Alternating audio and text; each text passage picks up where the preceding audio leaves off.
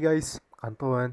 Тэгээд энэ видеогоор та хэдтэй 738B гэдэг файч дээр ер нь яг ямар carry-нууд ингээд хүчтэй сайн байгаа талаар ингээд тайлт тавчхан видео хий гэж бодлоо.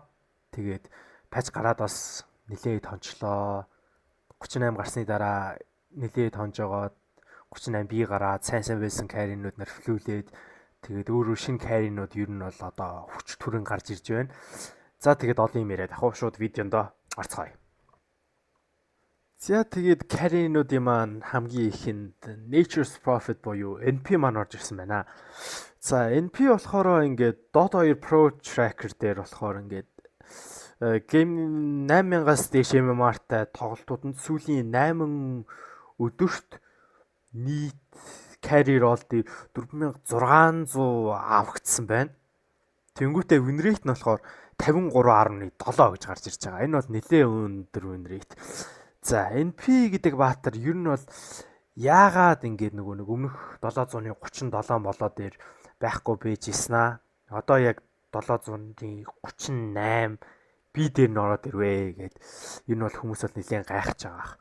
За тэгэнгүүт ингээд 738 анх гарахад ер нь бол Life Stealer Deka Mecha гэх Dragonite баатрууд ер нь бол нэлээд дээгүүр гарч ирж ирсэн шүү дээ. Хамгийн түрүүнд ингээ хүмүүсийн нүдэнд энэ өстө мундаг, энэ өстө хүчтэй carry гэл. Тэнгүүд яг NP бол хүмүүст бол нэг харагдаагүй. За тэнгүүд яг одоо нөгөө нэг юунууд нь баатрууд нь одоо Life Stealer Dragonite эднэр чинь одоо нэршлүүлээд ирэнгүүт NP бол нэлээд дээшгээ гарч ирж байгаа. За NP 737-оос хойш ер нь юу н өөрчлөгдсөн юм бэ гэнгүүт хамгийн ихэнд та хэд анзаарч ивэл Universal баатар болсон байгаа. За Universal баатрууд бол угаасаа та хэд мэднэ. Одоо нөгөө нэг анх бол Intelligence баатар байсан шүү дээ. Тэнгүүт яг зөвхөн Intelligence өгдөг айтемнууд дээр одоо нөгөө нэг base damage авдаг байсан. Тэнгүүт яг одоо болоод ирэнгүүт одоо ямар ч айтем авсан. Одоо ингэ damage 45 байгаас тэнгүүт одоо string авлаа. 3 шиг string гэдэг айтем. Тэнгүүт 47 ингээд нэмэгдээд одоо ямар ч айтем авсан. Одоо за тэнгүүт Butterfly явж үзье. Тэнгүүд 61 дээр нэмэх 25. Угаасаа нэмэх 25 флайт өгдөг тэр бол. Тэгээд 45 байснаа шууд ингээд 61 болоод. Тэнгүүд одоо ингээд нэг carry item-нууд байгаа шүү дээ. Одоо Butterfly, Satanic тий. Одоо нэг өөр юу ч үгүй. Одоо ийм item-нууд авахд ер нь энэ баатар одоо base damage авч байгаа гэдэг үүднээс нэгт ингээд өмнөх 737-д бол нэлээд сайжирсан. Хоёрт болохоор одоо ер нь мета нэлээ fast temp талцсан байгаа шүү дээ. Одоо нөгөө нэг anti-menti бол бачид бол нэг харагдахгүй байгаад байгаа. Тэнгүүд одоо яг энэ баатар яадаг вэ гэхээр одоо нөгөө нэг хуучин бол Spectre шиг. Одоо Spectre ч одоо ингээл Dota-ны lane farmд жийсэн тэгэл дээр хурж ирснээр байлдаал.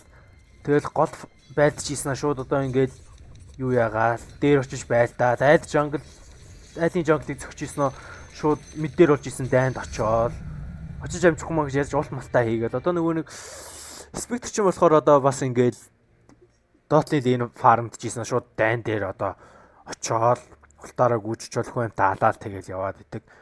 Нэгүүд farm-ийнхаа хажуугаар давхар байлдаж чадаад байгаа. Тийм болохоор энэ бас нэлээд гарч ирж байгаа. За бас нэг давуу тал нь гэх юм уу? Одоо ингээд нөгөө нэг innate ability гэж байгаа штэ баатар болгонд. Тэгэнгүүт NP-ийн энэ болохоор ер нь бол бафлуулсан гэж хэлж болно. Өмнө нь болохоор ингээд за NP-ийн энэ ability яадаг вэ гэхээр одоо жишээлбэл за одоо би item үг болж байгаа таад тараал. За тэнгууд одоо ингээд base damage нь 49 байгаа штэ. Тэнгүүд одоо ингээд модтой ойртох үед ингээд нэмэгдэнэ. Нэмэгдэж байгаа. За энэ damage нь байгуулахаар нэлээд сайн харагдахгүй байгаа шүү. За одоо 185 байгаа шүү дээ. Тэнгүүд ингээд модтой ойртох үед ингээд нэмэгдээд яваад байгаа. Нэлээд нэмэгдэж байгаа. За энэ өмнө 737 дээр бол байсан. Яагаад 738 дээр илүү гарч ирээд байна гэхээр одоо radius нь 300 байсан гэсэн үг. Одоо нөгөө нэг NP-ийн иргэн тойронд 300 юнит дотор нөгөө нэг мод байх юм бол damage авч байгаа. Тэнгүүд энэ нь болохоор 738 дээр 600 буюу 2 дахин нэмэгдсэн гэсэн үг. Тэгэхээр одоо ингээд нэг заавал мод тэмэрж байгаа даймж авах ш одоо ингээд жоохон зайтай байж байгаа даймж авч болно гэсэн үг. Тэнгүүт энэ баатар чинь энэ нэг тренд нь бол угаасаа бузрын таад бол мэдж байгаа. Нөгөөдөөс нь тоглож ийсэн бах 4000 HP-тэй. Тэнгүүт энэ трендийнхаа хажууд хад бас давхар даймж авна. Тэнгүүт одоо ингээд ямар ч айтемгүй 185 байсан NP чинь одоо ингээд нэг 2 трендийнхаа хажууд байхад бараг л ингээд дабл даймжтай юм шиг юм болчихж байгаа. Тийм болохоор яг энэ баатар бол нэлээд хүчт хүрээж гарч ирж байгаа. Нэлээд сайн каринуудын нэг байгаад байгаа. За дараагийн баатар болохоор Morphling гэдэг баатар орж ирж байгаа. За Morphling нь болохоор яг сүүлийн 8 өдөрт 8000-аас дэш MMR-тай геймүүдэд нийт 3900 давагдсан. Тэгээд win rate нь 53.8 гэсэн байна. За энэ баатар нэрвлүүлсэн 737-оос хойш. За 737 дээр бол нэлээд од байж байгаа. 738 дээр ерөөсө харагдгаа болцсон. Яагаад харагдгаа болцсон бэ гэх тэгэнгүүт эхний ээлжинд одоо нэг хандаа гэж айтем байсан шүү дээ.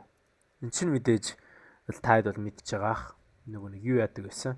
Base damage-аас хамаарж damage үзүүлдэг байсан. Тэнгүүд тэр багассан. Тэнгүүд одоо нэг Morph 2-оо хийнгүүт одоо хандагийн нэмэлт damage орж ирдэг тэр нь нэгт багассан гэсэн үг. Хоёрт болохоор энэ item чинь нэг критикалдаг байсан. Тэнгүүд одоо Morph-ийн нэг өндөр damage-тай тэнгүүд хурдан цогтөг баатууд бол нэлээ гоё item байсан авахд. Тэнгүүд эн чинь ингээд нэвшлүүлээд критикал өхөө болоод тэгээд нэг нэмэлтээр өгдөг бонус damage нь бас багассан. Тийм болохоор ингээд юу яаж байгаа. Morph-ийг ер нь баг тоглох боломжгүй болчлоо гэж ер нь бол тэгж хүмүүс нэлээд бодож исэн. За тэнгүүд бас innate ability нь болохоор нэг анх ийм stat авах үед 100% бонустай байдаг гэсэн. Тэнгүүд энэ яаж ажилладаг байсан бэ гэхээр ер нь амар амархан тайлбарласан бол одоо нэг хоёр шиг бранч байгаа шүү дээ. Нэг stat авах үед одоо нэг баатар болгож хоёр шиг бранч авч ийн гэсэн. Тэнгүүд яг 100% бонустай байна гэх тэгэнгүүт 4 шиг бранч авч ий байна л гэсэн үг Morphling. Тэнгүүд ингээд энийг нэг авах нэг stat авах болгон тэгэл 4 шиг бранч аваад байна гэхээр ер нь бол ингээд нэг Morph-ийн амин тэгээд маана нь бол бас нэлээд өндөр тэгээд damage нас нэлээд өндөр байгаад байсан. Тэнгүүд одоо ингээд эн чинь all attribute аваад тэглэж баатар чинь нэг 2 юу аваад 2 damage авдсан шүү дээ. Тэнгүүд Morphling болохоор 4 шиг damage авч ий. За тэнгүүд энэ ингээд нөхлөлөө 100% бонус өгөө болцсон. Тэнгүүд ингээ хүмүүс за Morphling нилийн ам бахтай мана бахтай баатар болчлоо. Энэ тийм болохоор бас жоохон таархан болчлоо гэдэг хүмүүс болоодсон. Тэнгүүд одоо энэ 2 шиг all attribute stat өгөхийнхөө гадна 3 шиг primary attribute өгж байгаа. За энэ нь яаж ажиллаж ийнэ гэх тэнгүүд одоо 2 шиг iron branch дээр нэмэх нь нэг юм 3 stat зөгдөг item-ний stat авч ийна л гэсэн үг. Ер нь бол. За одоо ингээд юу нэг 82 damage байгааз. Тэгвэл ингээд аваад 87 болж байгааз. Тэгвэл ингээд 87. За энэ нь яаж ажиллаад байна гэхээр ер нь бол энийг stat авах болгонд авдаг damage нь бол нэгээр нэмэгдсэн. Тэгээд авж байгаа амин нь бол жоохон хасагдсан. Гэхдээ яг damage нэмэгдсэн гэдэг утгаараас нэлээд болж байгаа. Бас бүр хит амар нөхцөлсөн гэсэн үг бол биш. За тэгээд энэ баатар яаж гарч ирээд байна вэ гэхээр одоо лайфстайл төр дека энтер нөхцөлөлөө тэгэнгүүт яг өөр баатрууд одоо юу яагаад гарч ирэнгүүт яг Morphling гарч ирж байгаа. За тэгэнгүүт та хэд анзаарч ивэл нэг тайны дээр одоо нэг брүүч аваад нэг яваад байсан да. Тэгэнгүүт Morphling дээр бас хүмүүс брүүч аваад байгаа. Яагаад гэхээр энэ ч бас нэг бодлын нэг одоо magic critical гэх юм уу? Одоо critical л гэсэн үг шүү дээ. Тэнгүүд Morphling ч юм бол critical нэлээ цогцдог Morphling дээр. Одоо нэг Morphling чинь өндөр attack speedтэй өндөр base damage-тэй. Тэнгүүд одоо ингээд юу янгууд ийм magic critical авангууд одоо armor өндөртэй баатруудыг алхахад ер нь бол улам амар болсон гэсэн үг. Тийм болохоор одоо ингээд Morphling бол нэлээ буцаад метанд орж иж байгаа. За дараагийн би жоохон залхуураад энэ видеож гутах гэдэг. Тийм болохоор 92 баатрыг ер нь бол 2 нийлээд ялчих 3 4-ийг нь за тэгэнгүүт Одоо нөгөө нэг Stark байгаа. Тэнгүүтээ бас давхар урсаа байгаа.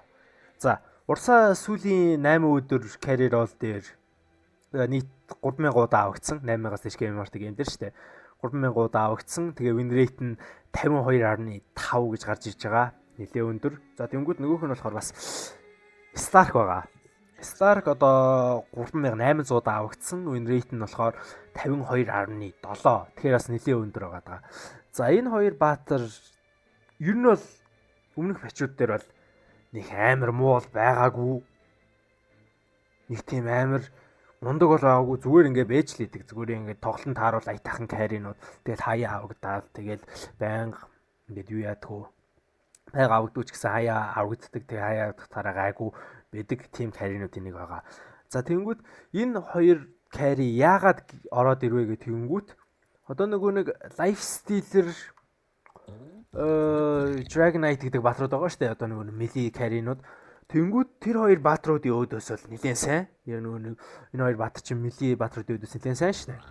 За тэгэнгүүт давхар офлайн дээр хүмүүс ингээд Магнусыг нэлээд авч байгаа. Void-ыг бас аваад байгаа. Darkseer, Abaddon, Tide Maid гэдэг баатруудыг аваад байгаа. Тэр баатруудын өөдөөс бол аятайхан лейдчдэг урсаа морсоо бол яг Tide Maid тийм баатруудыг бол бараг чигчдэг төрлийн баатар. Тэнгүүд ингээд энэ хоёрын нэг одоо нөгөө нэг авахд бол нэлээд гайг байгаа гэх юм уу? Одоо нөгөө нэг хүмүүсийн авж байгаа баатруудын өөдөөс ингээд авахд нэлээд сайн байгаа болохоор энэ хоёр ингээд сайн баатар болж таарад байгаа. Одоо нөгөө хүмүүс одоо энэ баатрууд аваад байгаа. Тэгээ тэдний контролоод байгаа болохоор миний баатар сайн гэдэг. Яг тийм логикоор яг энэ хоёр бол гарч ирээд нэлээд сайн байгаад байгаа. Түүнээс бол өмнөх бачуудыг бодвол энэ хоёр дээр нэг амар өөрчлөгдсөн юмнууд бол байхгүй. Ингээ харах юм бол ерөөсөө 738, 738 би дээр ингээд ийм өөр болсон гэсэн юмнууд байхгүй бодгоц. Тэнгүүд яг тийм өөрчлөлт бол нэг байгаагүй. Зүгээр ингээд нөгөө нэг бусад каринууд жоохон нервлүүлсэн.